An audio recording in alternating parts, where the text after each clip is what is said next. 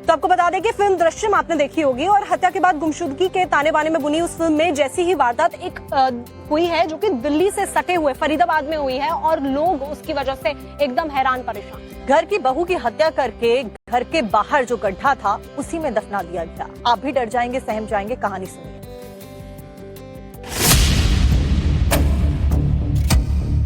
आमने सामने घर और बीच सड़क पर ये 12 फीट गहरे बड़े से गड्ढे की जब खुदाई हुई तो वो सच सामने आया जिसने पूरे इलाके में सनसनी फैला दी। पुलिस तक के हाथ पांव फुला दिए क्योंकि बीते 2 महीने से एक लाश इस गड्ढे में हत्या करके दफना दी गई थी। वो लाश जिसके जिंदा होने के घर वाले सबूत दे रहे थे और गुमशुदा कहकर जगह जगह खोज रहे थे।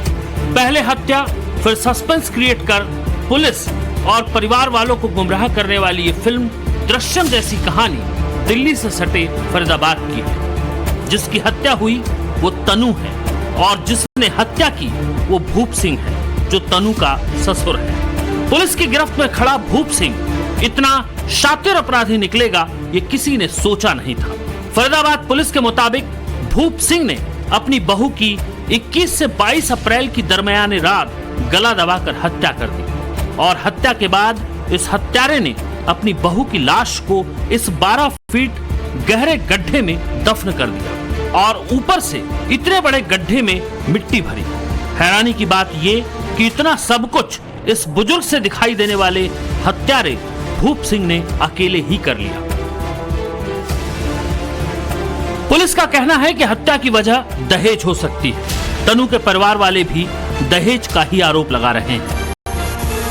हत्या के बाद मामले को गुमशुदगी बताकर जिस तरह से इस परिवार ने पुलिस को और तनु के परिवार वालों को चकमा दिया वो अपने आप में हैरान करने वाला है। तनु के ससुराल वालों को भनक ना लगना और हत्यारे का अकेले इस पूरी वारदात को अंजाम देना फिलहाल पुलिस के लिए जांच का विषय है।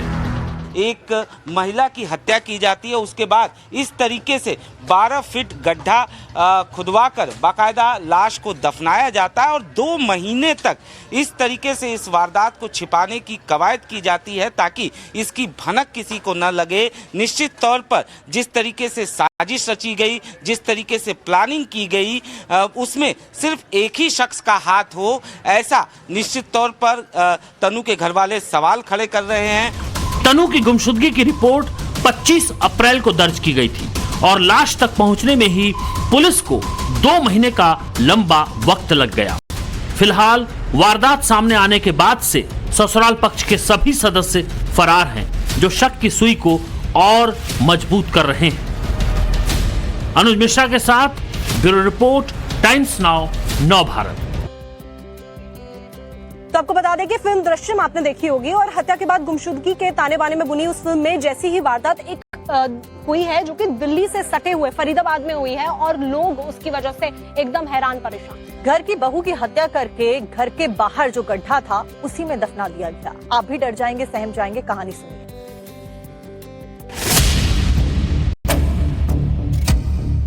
आमने सामने घर और बीच सड़क पर ये 12 फीट गहरे बड़े से गड्ढे की जब खुदाई हुई तो वो सच सामने आया जिसने पूरे इलाके में सनसनी फैला दी।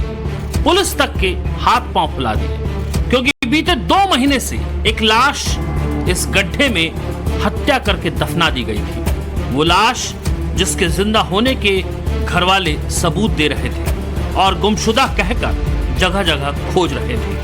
पहले हत्या फिर सस्पेंस क्रिएट कर पुलिस और परिवार वालों को गुमराह करने वाली ये फिल्म दृश्यम जैसी कहानी दिल्ली से सटे फरीदाबाद की है। जिसकी हत्या हुई वो तनु है और जिसने हत्या की वो भूप सिंह है जो तनु का ससुर है। पुलिस की गिरफ्त में खड़ा भूप सिंह इतना शातिर अपराधी निकलेगा ये किसी ने सोचा नहीं था।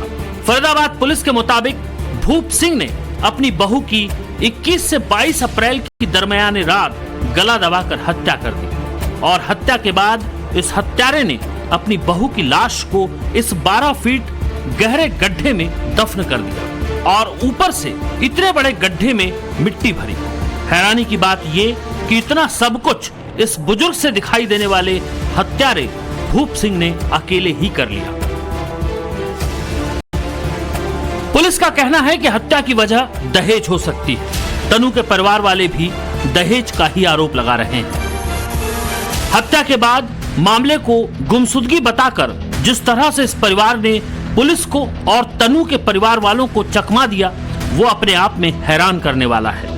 तनु के ससुराल वालों को भनक ना लगना और हत्यारे का अकेले इस पूरी वारदात को अंजाम देना फिलहाल पुलिस के लिए जांच का विषय है।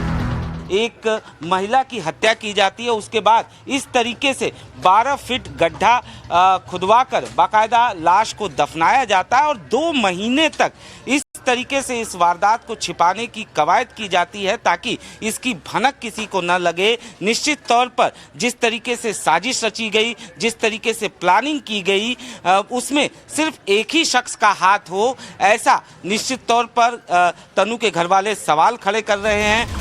तनु की गुमशुदगी की रिपोर्ट 25 अप्रैल को दर्ज की गई थी और लाश तक पहुंचने में ही पुलिस को 2 महीने का लंबा वक्त लग गया। फिलहाल वारदात सामने आने के बाद से ससुराल पक्ष के सभी सदस्य फरार हैं, जो शक की सुई को और मजबूत कर रहे हैं। अनुज मिश्रा के साथ ब्यूरो रिपोर्ट, टाइम्स नाउ, नव भारत।